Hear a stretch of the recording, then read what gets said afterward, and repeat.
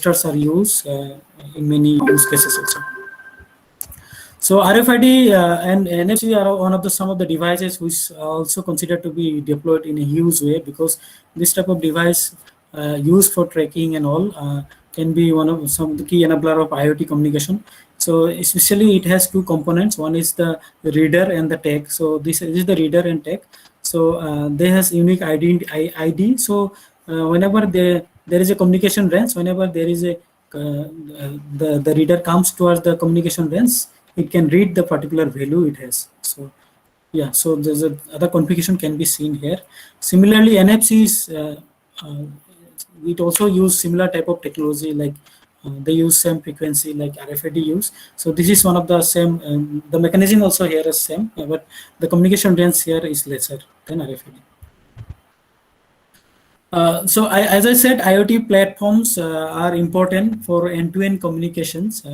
So we need to deploy some of the mechanism so that properly the device, starting from the communication, data communication, then storing the data, then processing different logics, application logics, and handling the communication. So lots of softwareized modules need to be kept in the cloud for end-to-end communication, end-to-end service provisioning for IoT. So this particular platform helps to provide the service as per the IoT application. So for example, one agricultural application is there. So how precision agriculture can be done, that type of data analysis cloud service can be kept here based on the data. And also it provides some communication interfaces. For example, REST API, MQTT, this type of interface sockets are there. So through this communication can be, so considering all the application protocols, communication protocols, we can have such type of platforms which finally give us the result that we want to take from the smart result that we want to take from that particular application. So this is the architecture of things source. You can explore also. This is open source. So this particular application is suitable for IoT experimentation also. There are lots of open source IoT application that we should also explore. So we have work on open remote platform, car platform also. This is also good for in agriculture and other applications. Things about Node-RED, Sideware. These are the open source applications which help us to provide end-to-end connectivity, storage, and data analytics. Let us discuss the protocols IoT currently we have. So for communication, still Wi-Fi is used, although it is not suitable for low power devices. Then Wi-Fi Hello is 802.11ah1 also recently been used for low power communication. Bluetooth low power energy is a very suitable communication standard for IoT. LoRa Sigfox also suitable. So connectivity infrastructure 6LoWPAN is one of the protocol stack which is mostly used for IPv6 communication over low power devices, like with RPL routing protocol. This enables us to communicate the IPv6 communication packets through 802.15.4 through adapter layer of the Conti OS. So data transmission protocols are MQTT Coop is very important for extracting the resource of a sensor devices. Security wise, DTLS security is there, which is lightweight. Device management also important. This is also one of the key resource areas of IoT. Lightweight M2M communication is one of the protocol.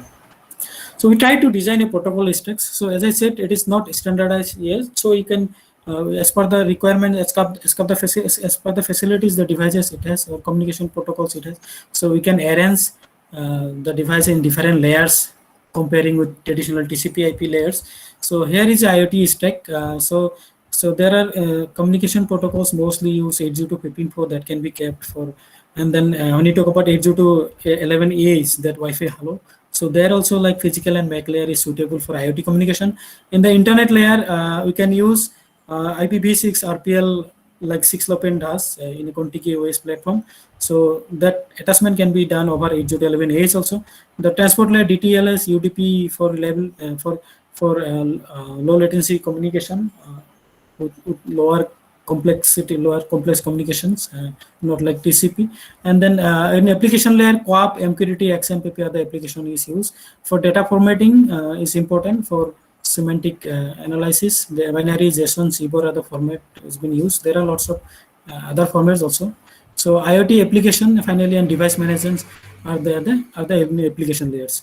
So this is compared with the web stack we have, and especially in TCP/IP.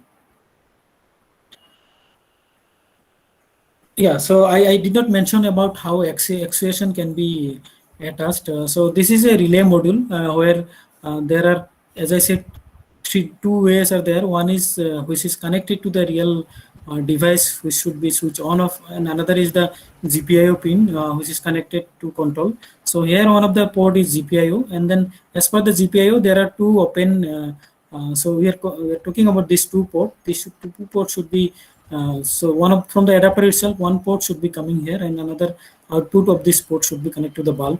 So if you connect it like this, so through the GPIO pin, data pin, we can control the bulb.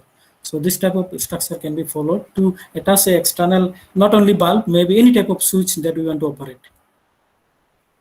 So IoT edge and gateways are, as I said, these are the enabler of connecting, interfacing devices which connect the internet with the things we have. So bridge them to the internet variety. So there are lots of gateways and IoT edge computing devices available.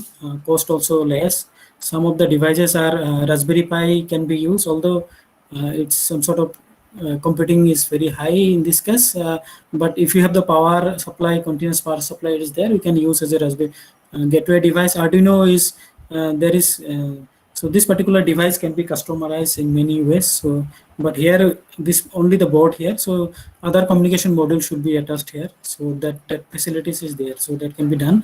Intel also works for providing IoT gateway solutions. This is also but this is a bit of costlier than other devices like Raspberry Pi.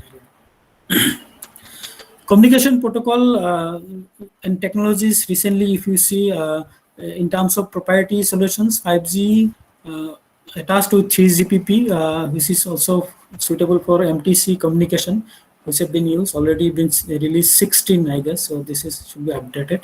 So with 6G, which is mostly talking about like ultra low latency communication. So and it combines all the like terrestrial, underwater, and space communication together. So IoT is one of the key use case of 6G also. So intelligent connectivity in large scale IoT device connectivity also in considered. But when you talk about some other approaches, so we can keep those all the devices communication technologies in this way. So in x-axis we can keep the range. So what is the coverage range of those technology, and another y-axis we can keep the data rate and power consumption. So when data rate is there, high data rate means power consumption will be high. So accordingly we can place the devices like RFID has the lower coverage, so but also it gives lesser data rate.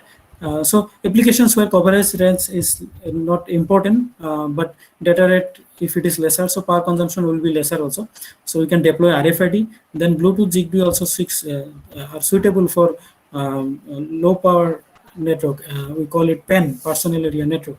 So here you can deploy, and then Bluetooth, Zigbee. So here you can see it's Wi-Fi Halo. So it has the coverage is like this. So it is middle range communication, which is more suitable for in many ways. So this is the places where different technology can be placed. So as per our requirement, that can be deployed. A particular technology and application can be taken, and we can deploy as per our requirement on the application.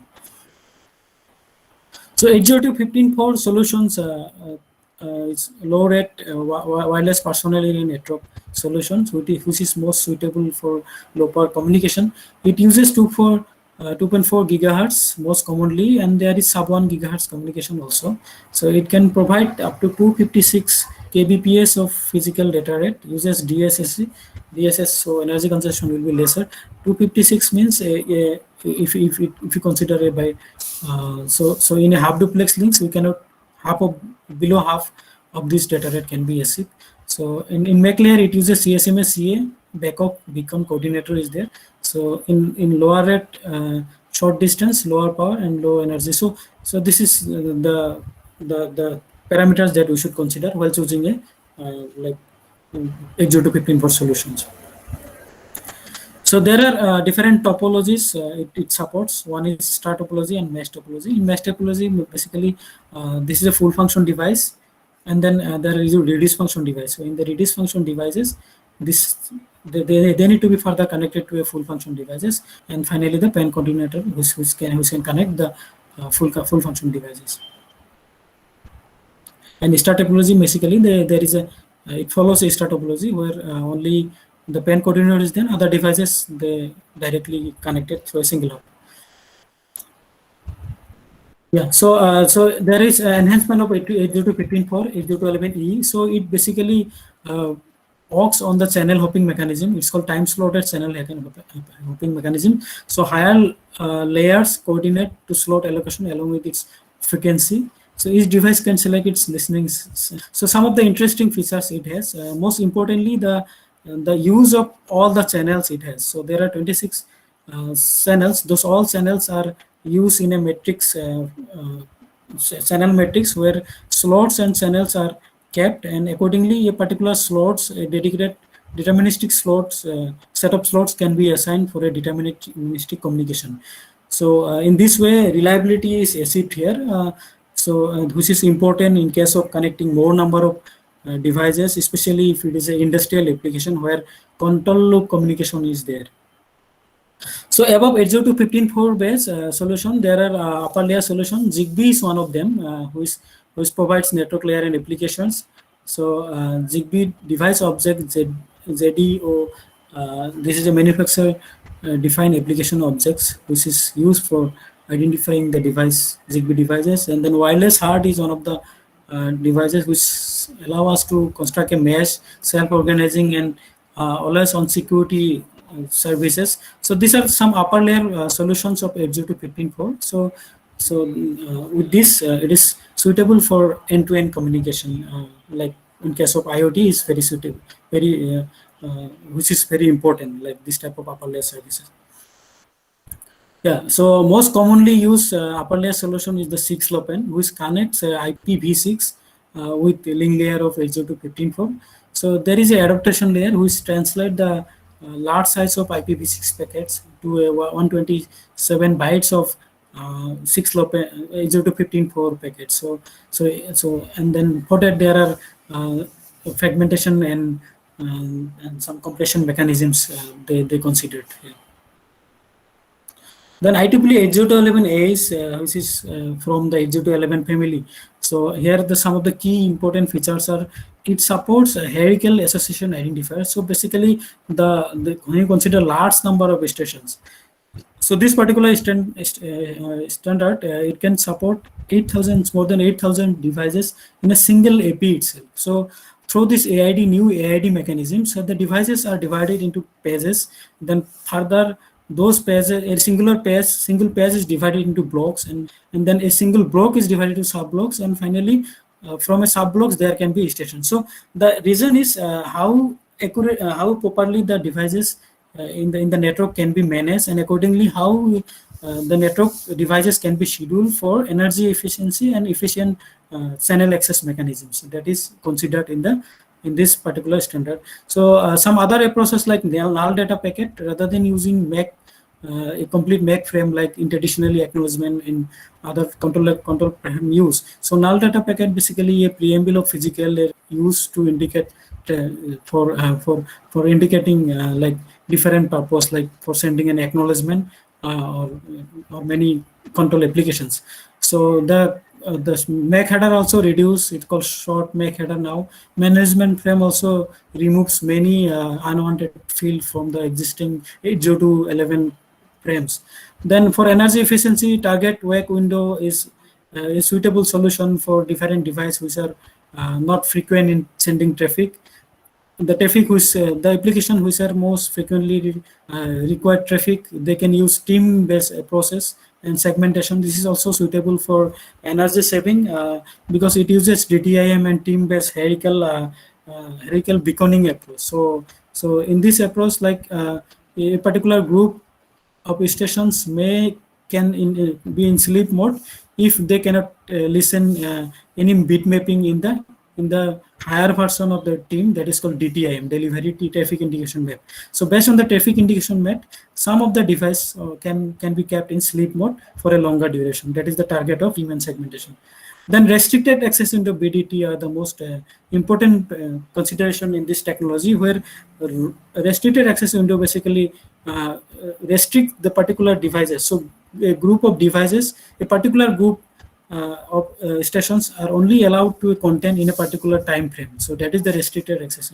This is how the collision domain is reduced, because collision is a very important parameters in when you consider a large scale IoT network, because even in a Wi-Fi network, if you see, so if the number of devices only increase beyond 10, we start facing the issues of contention, because at the time of contention itself, the collision starts happening. So that to solve this problem, I think this is very important, and especially when consider a network of 8,000 devices only in single hop case.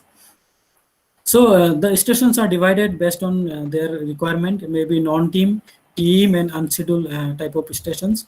And also relay and sectorization operation are done for properly managing the network and improving the scalability. So 6G, as I said, 6G is many ways helpful for IoT communication. It has terahertz communication, which is suitable for IoT. Different, like as I said, like microsecond latency, which is required for trillions of objects. So AI powered network, it talks about edge intelligence, also underwater communication. So many ways, like devices in different areas can be connected through 6G. There is a difference that you can see, like comparison you can see from 5G and 6G. 6G is not yet been in the market, but 5G already been in process of deployment. So we can see the advantage of 6G. So many application we'll be discussing some of the application of use cases scenario of 6G in the later portion of the paper. So there, we could work on some of the practical testbed. This is a 6-LoWPAN testbed we deployed. So we have Telosby devices where it uses 802.15.4. We use Contiki 3.0 module in these devices, which has automatically would provide the protocol stack with 802.15.4. So as discussed in the previous slide, 6-LoWPAN it has, and then if required, we can have Coop and MQTT. So there are application already existing application like ERREST example that can be used for Coop, and then MQTT also is there in the, if you use a CC2650 web module where MQTT and Coop is there. So for experimentation and deployment easily can be considered those applications, but yeah, device should be checked. So this particular device we use ERREST to simply control the existing sensor it has, and also the actuator it has. So this device we connect to a smart light in a street light module, where we try to control the street light based on motions, and then the luminosity values, lux value of the environment. So in other approach also use the CC2650, where we try to control through Coop and MQTT. Also 6 sticks we deploy in this particular network. So when you have the sensors and then the communication solutions, finally we have the data. So characteristics of data are like they are heterogeneous, geographically dispersed, and diversified, high redundancy, and real time. So sensor data quality is important. Whether the data are accurately coming or not, that should be checked. Consistency, competitiveness, and timeliness is important. So these are the quality need to check for the data. Data protocols, MQTT is there, different MQTT secure is there, DDS, XMPP, MQP, Coop, HTTP are the protocols. So HTTP is not recommended, still for testing purpose, especially if it is a ESP8266 HTTP can be used just to check. So HTTP and Coop, the working process is almost same. So it's like server client approach they use. We'll try to understand how a MQTT protocol works. MQTT means message queuing telemetry transmission. So this is a reliable IoT communication parameters. So lightweight publish subscribe based message transport connectivity protocol.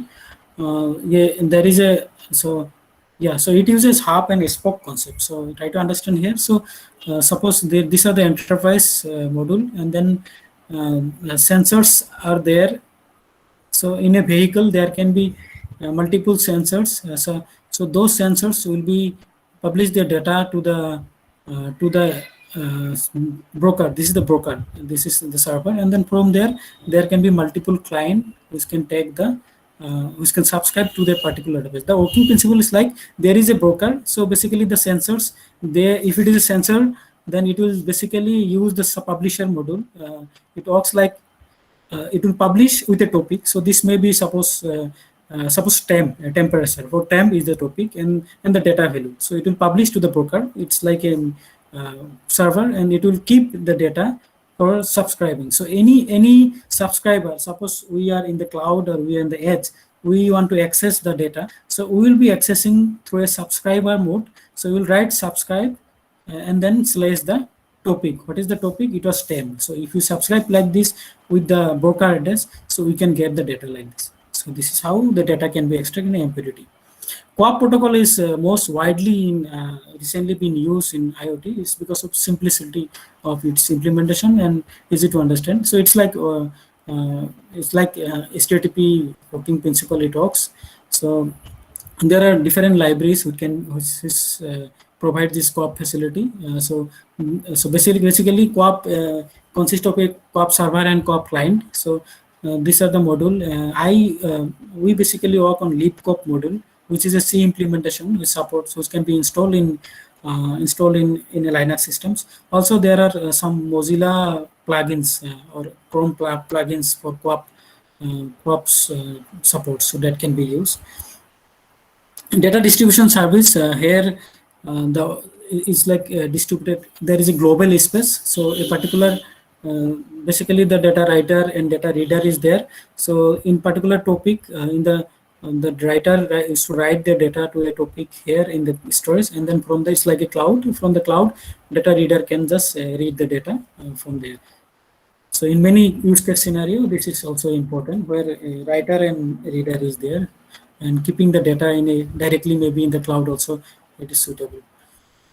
So there are advancement on MQTT protocol also. So there are lots of works out there. So for example, some of the issues or MQTT while keeping the data in the broker. So there can be actions and queuing mechanisms for more better facility, better service to the subscriber.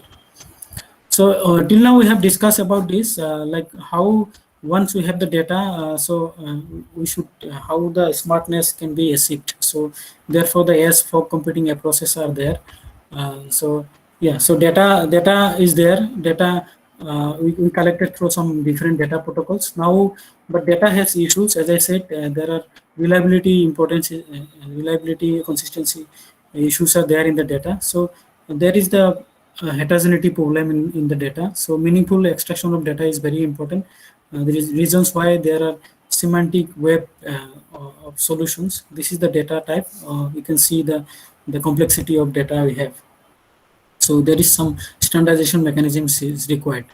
So generally, I have been saying many times about extracting a particular resource.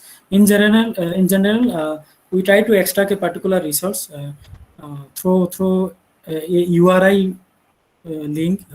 So, for example, in web HTTP, we use a URL. So URL to extract a particular page maybe to see, but in a page there can be multiple resources. So how to extract a particular resource, that is can be done through a URL. So the URI is a combination of URL and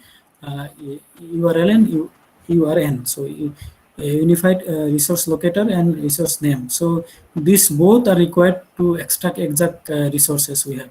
So here, for example, this is a POP address. So it's like similar with HTTP only. So this is a IPv6 address in a Contiki module, and then this is the port number of POP protocol, and then this particular module is the resources that we are going to access. So basically, we try to switch on off toggle a LED. So this is the resource that we have to can be found through the URL. So this complete URL and URL information required to exactly find the location of the resources.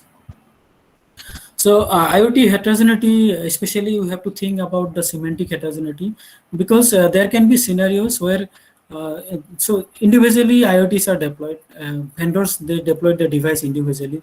Now, if some vendors they design the device to identify a pressure sensors with P, and then some others may define press, and some may be pressure itself. So ultimately, from this, it actually want to say that this is actually pressure. So there is the data level heterogeneity. It's called semantic heterogeneity. So meaning of this is the semantic of this particular resources is it's a pressure. So that should be unified throughout the network. And then also meaning we need to see. For example, cricket, whether it is a cricket bat or bat bat. So these are the different meaning.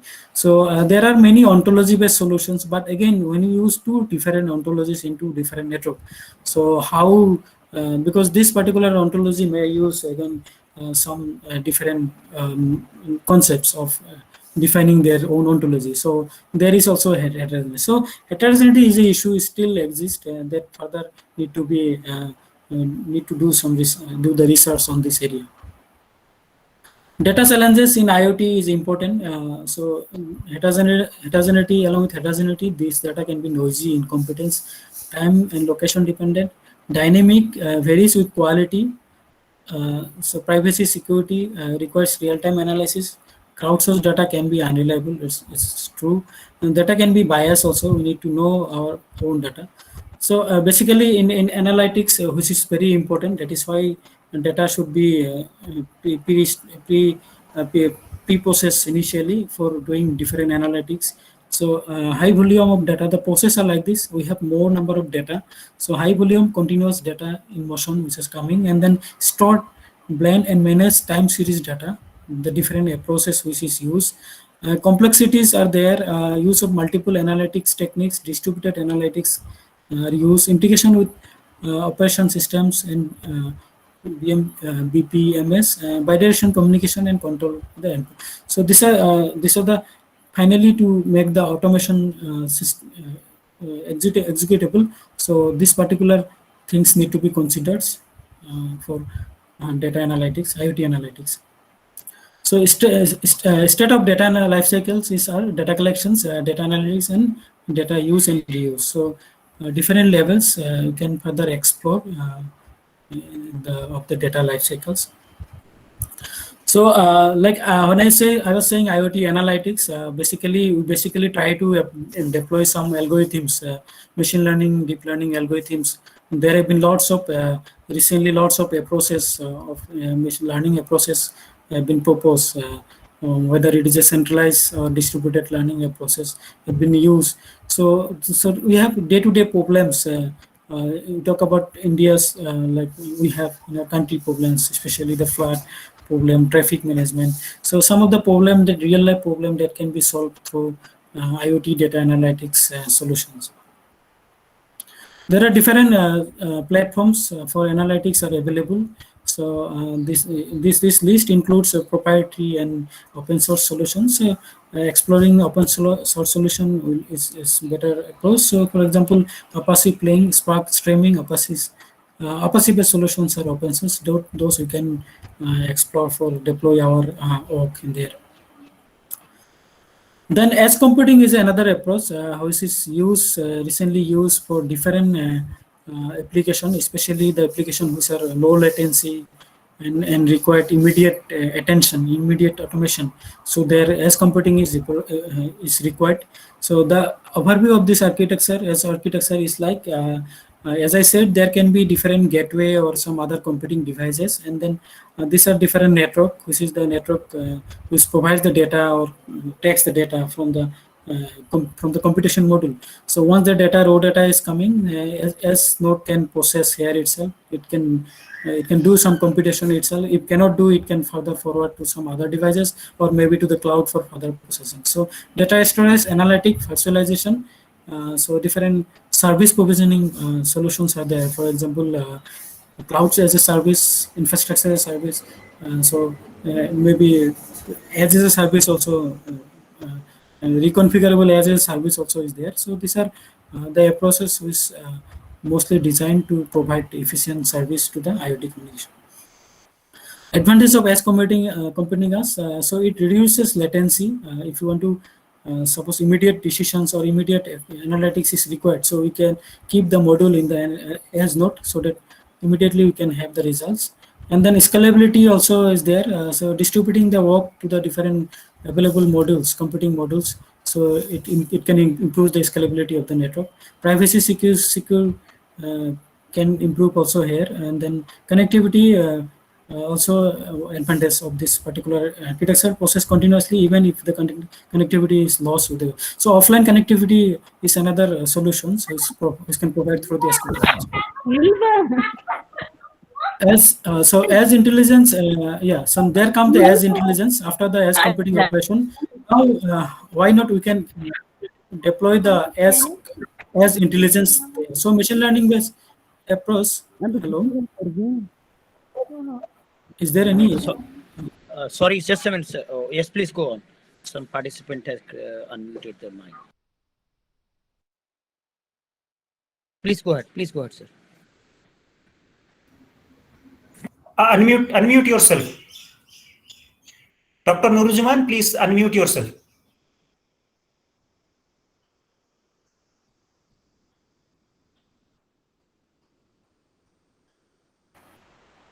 Yeah. Am I audible, sir? Hello. Yes. Okay, yeah. So when after talking about as computing, now people have been talking about as intelligence. So why not we can keep the different analytics and intelligent module in the as itself, so that the intelligent or machine learning based decisions can be taken in the edge itself. So here again, along with the low latency decisions, we can have a smart low latency decision itself. So which is very important for applications where the different modules are distributed in different locations, and so it is fast and easy to analyze and capable of determining the age of the data. So some of the practical deployment can be seen for as IoT as and IoT as implementation. Microsoft Azure has the solution of as computing and as intelligence. So it proposes different modules. Mostly, for example, a module image, which is to define the module, what purpose that you are doing, and then there are different instant module which supposed to be deployed in different edge computing module, which is deployed in different locations, distributed location. Then a module identity is required to identify a particular instance which is deployed was throughout the globe. And then module twin is a software module which can which help to provide the JSON information, including metadata configuration and the conditions. The working principle is like this. So here, this is the module image which is kept in the cloud, centralized cloud, and then module instance are deployed. Maybe one is in India, one is in China, and then this is the remote location. And then on demand they can be configured through the interface it provides. So you can deploy there through the you can program the particular analytics and deploy here for localized as intelligence and as computing operation. Some more concepts like IoT Nano and people connected things are there. So with the growing technology advancement of designing small size sensors, actuators, so people can keep their sensor devices in the body itself, in a nano size in the body, inside the body itself. So those sensors will be responsible for sensing different parts of our body and finally to detect different problems. So and then those data can be forwarded through the mobile device which is there in our hand and further to the internet for different analytics and different decision making. In terms of connected device to device communication, connected vehicles are there. So the IoTs where every vehicles will be connected. A passenger's vehicle, police will be connected, petrol pumps and gas. So this particular communication so it's connected through a IoT. So availability, if any problems happen here, so that can be informed automatically to the police or maybe petrol pump for fuel requirements or maybe gas. So these things are connected and then automatic solving of the problems around the vehicles can be done through this particular network. But this networks is more complex, heterogeneous resources and networks due to their mobility in natures and also security, etc. are the challenge here. Coming to communication technologies, whether we can have a particular solutions, communication technologies, where we can cover like this. I already mentioned about this architecture where the different LAN, PAN, WAN, LPN, WAN solutions are there, and then can we have a solution technology? Because again, when you use multiple technology in a network, so heterogeneous technology, the network becomes more complex. It's difficult to manage there. So we need to find a single network communication technology where only one technology is sufficient to connect all the devices. So in this way, I think IEEE 802.11 is one of the solution. Ultimately, that is what I am going to show here. But again, energy efficiency is a concern in AS because due to its transmission reception power, high power, and during transmission receptions, some physical layer processing, it takes high processing power. But still, somewhere in many ways, adaptively, it can use low power. It can combine the MCSs because of it large number of MCS it supports. So from low to high data rate, it can apply, and also mostly the 1 megahertz and 2 megahertz based MCS can be used for low power communication here, and then in the backend maybe some high MCS can be used for connecting a large number of devices compared to these existing devices. There is a comparison of existing communication technologies with 802.11a. So somehow I can see 802.11a can provide some of the key solutions to the problems recently IoT faces. Some of the heterogeneous IoT deployments we try to see. So here, like as I said, Arduino can be used here. Arduino Nano is available. XB for ZigBee based upper layer solution above 802.15.4. Then so this is a mega board of Arduino. Then this is the ESP8266 Wi-Fi module over Arduino, and this is CC2650 sensor tech module, which is using communication through 6LoWPAN above 802.15.4. And the Raspberry Pi is the device where we are using as a gateway. So it has Bluetooth, Ethernet. This is the 802.15.4 interface. So through these interfaces, we can connect this heterogeneous technology. So here, like how heterogeneity can be solved. So can the protocol stack is sufficient? Can you use Coop protocol among them? It is sufficient. It is not, because many of the board doesn't support the application layer support. So heterogeneity is still a challenge here. How properly can be connected these devices? Again, these vendors are different. So maybe we need to some on the fly based programmability approach on the different software modules here. IoT controller may be used for solving some of the heterogeneity problem here and enabling the communication among the devices. So existing communication technologies, so there are issues with the channel access mechanism, not efficient for a small packet transmission, longer distance coverage. We need to deploy multiple technology. So I suggest, as I suggested, for medium range communication, 802.11 is sufficient. So if it is not, then what else is there we have to think of. The flexibility and reusability is one of the area where been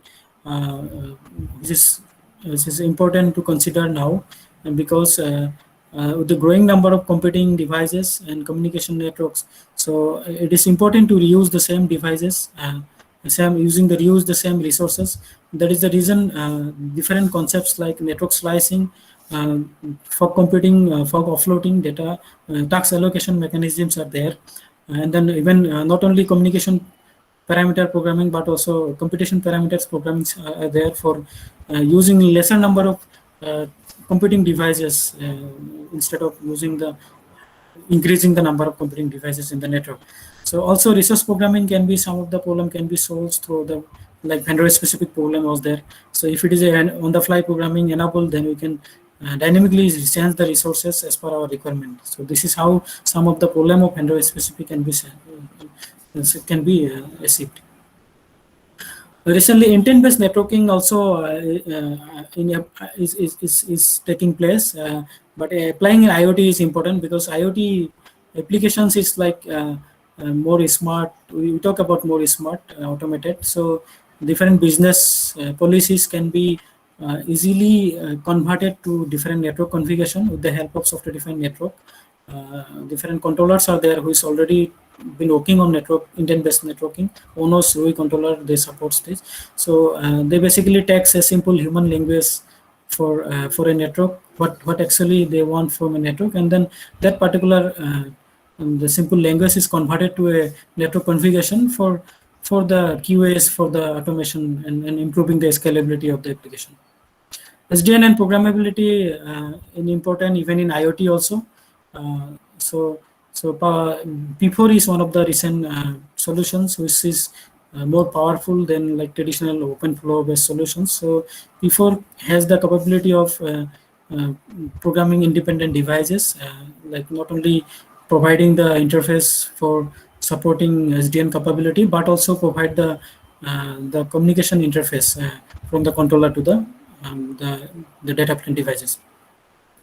So critical remote application need more network slicing. For example, if you have a slice, if you want to slice different applications over a particular S or particular communication, this particular network, this particular layer is the API which is configurable for different particular applications.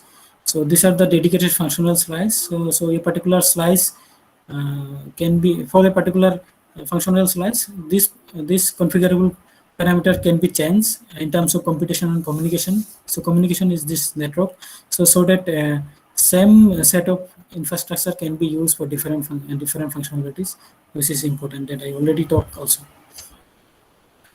So in case of 6 network, 6TS network, and combining with S network, this type of network is suitable for industrial automation. So where these are the backbone router is an important component of a 6TS network, which is responsible for scheduling different nodes and providing a deterministic communication, especially if it is a automation, so machine automation.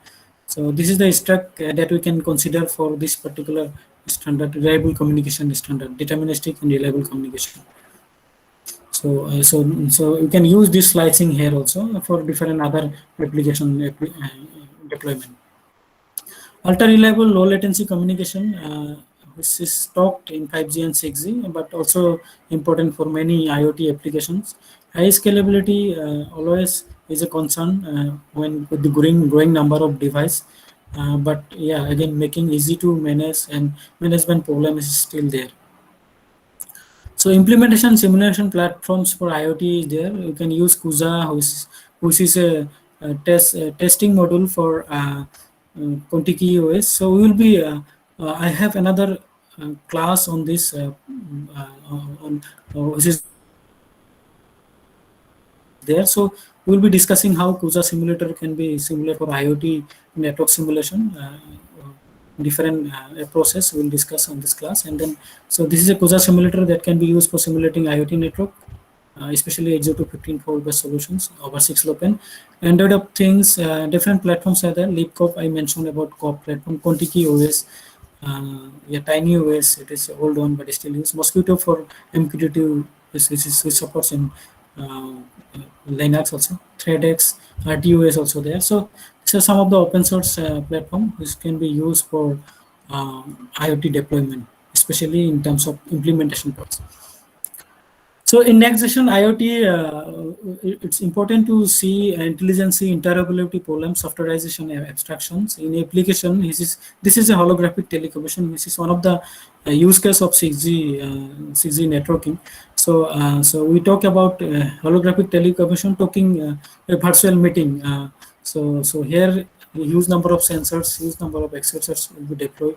How the ultra low latency and reliability will be approached through communication protocol that need to see not only in 6G but also in available open source community like other communication protocols and like protocols technology that we have. So many applications, robotics, drones, autonomous vehicles, flying cars. So cars, so it should be cars. So digital assistants, augmented reality, virtual reality are the application in the next generation. It will be used widely.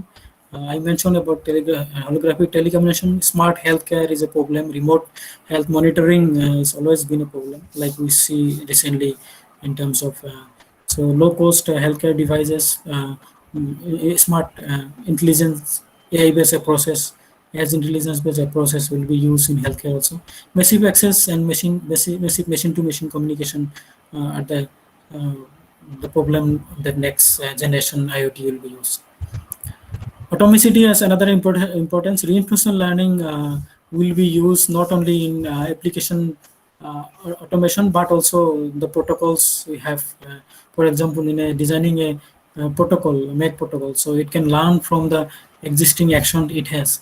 So and accordingly, the system can be. So our target is to make every communication protocol, every platforms, every and the applications, making the smart so in the next generations. So there are some works are going on in next generation IoT and in European organizations. So they have been mostly considering of intelligence, where artificial intelligence and advanced machine learning techniques are used. Intelligence app designing, intelligent things, also intelligence. Digitalization, virtual reality, augmented reality, digital twins, blockchain and others are technology that use. Mesh, conventional systems, mesh, app and service architecture, digital technology platform, adaptive security architecture. So they are mostly working on these are the areas, these are the important considerations. So we have to not only application perspective application, but also we need to see about backbone architecture, the physical deployment of the IoT next generation IoT network. So more requirements like as intelligence, programmability, I talked, lightweight AI, distributed AI. There are many approaches like federated learning approach, transport learning approach, graph learning approach have been proposed for such type of environment for distributed and lightweight AI. Analytical model programming. So a device should be programmable from a remote places with the required logics, required module. The embedded intelligence is also required in taking immediate decisions, immediate intelligence. Some of the works that we have done are so this is one of the work where we applied smart healthcare. So we try to monitor different health specific applications, and their criticality measure are analyzed through the machine learning approach as per the criticality level. So there are flow placement mechanisms were done and priority are given, and accordingly the traffic to take action were prioritized here. So location of the devices and the criticality of the devices are monitored through the AI-based approach, and accordingly immediate actions and intelligent and smart decisions were taken. So in another work, agriculture, smart agriculture. So we try to provide a scalable remote IoT agriculture solutions where through after the gateway there are Wi-Fi based long distance point-to-point links were used. The target is to connect the remote areas. There are some interfacing problem that could solve using Raspberry Pi devices, and finally the deployed agriculture field or farming areas. These are the devices where you could analyze the different for computing based approach, like taking different smart decisions in there and taking immediate and low latency decisions in there itself. And some other works, as I said, programmable fog is another edge also. So I talk about not only communication but also computing parameters. So here, set of computing set of decision policies in a smart industrial areas where lots of in the accession policies are there. So those policies we could dynamically program so that different variables, different configurations can be taken, and then the reliability of the fog computing devices in terms of provisioning more flexibility to the device were received through this platform. Underwater communication also will be underwater IoT is there, so they're also important. Some of the work that we have done, we try to done some of the work on underwater IoT streaming communication. So there are some camera module we kept, and then those from those acoustic communication was enabled through the infrastructure or through AP we call it. So and then infrastructure. So here, like propagation latency and then floating mobility are the issues. So we try to solve and try to achieve the infrastructure here, and then a dedicated communication slots were given to the nodes for their complete multimedia transmission. And then for efficiency, we use NDP, team-based and video compression mechanisms to achieve the efficiency of such networks. So in future, long-range complex network architecture, coherency are the issues which will make it difficult to manage and maintain. Also use of multiple technologies and communications there. Context-aware smart application faces issues like heterogeneity, lack of intelligence, multi-hop propagation, high latency. As intelligence, programmability are crucial for context and quality of service, smart point of view, and network about application.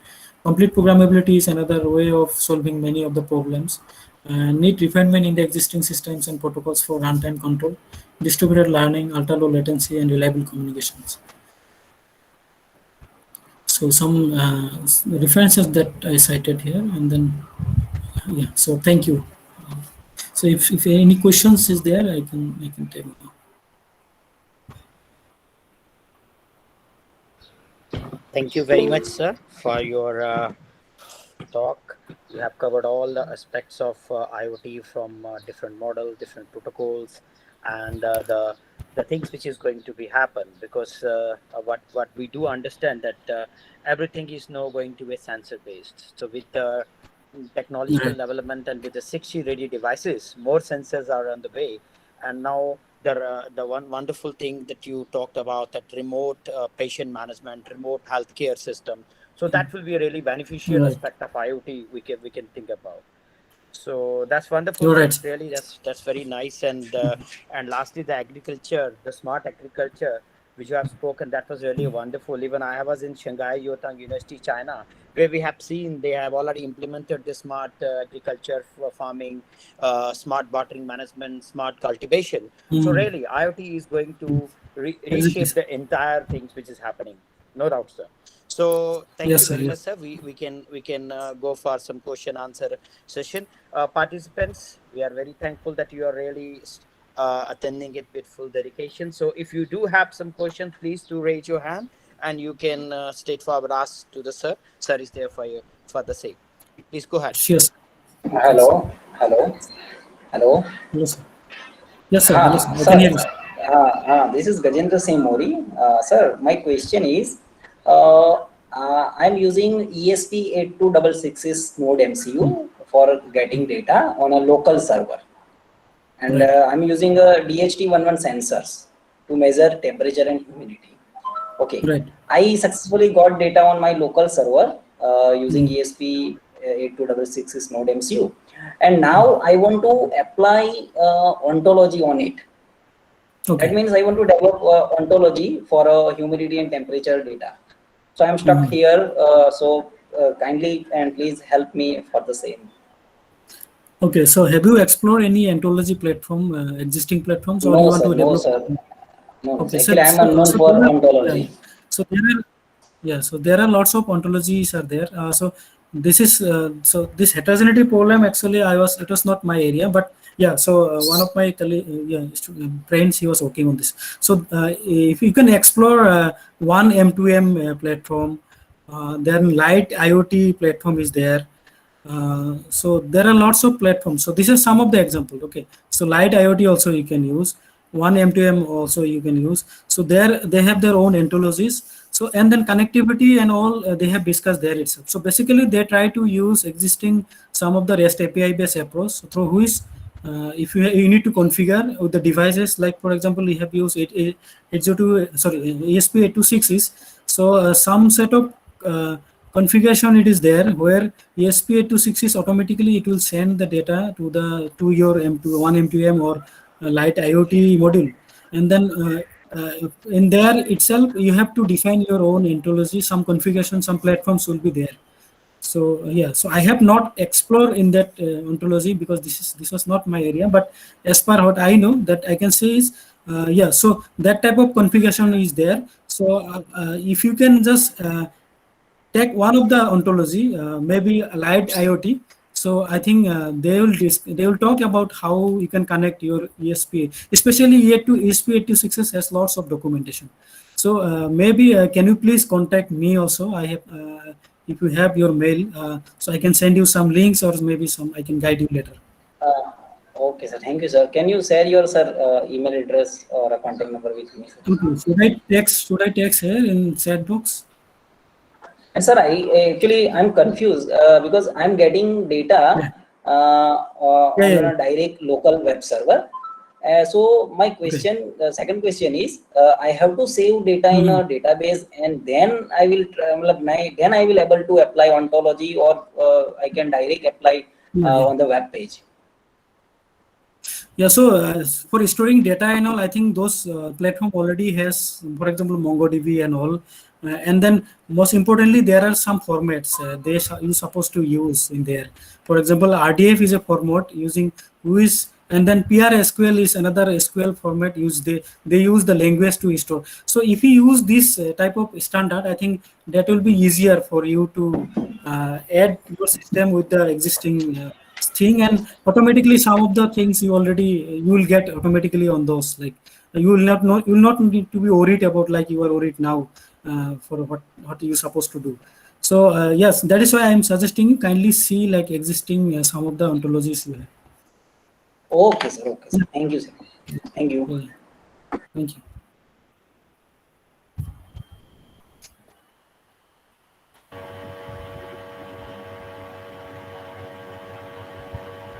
Hello.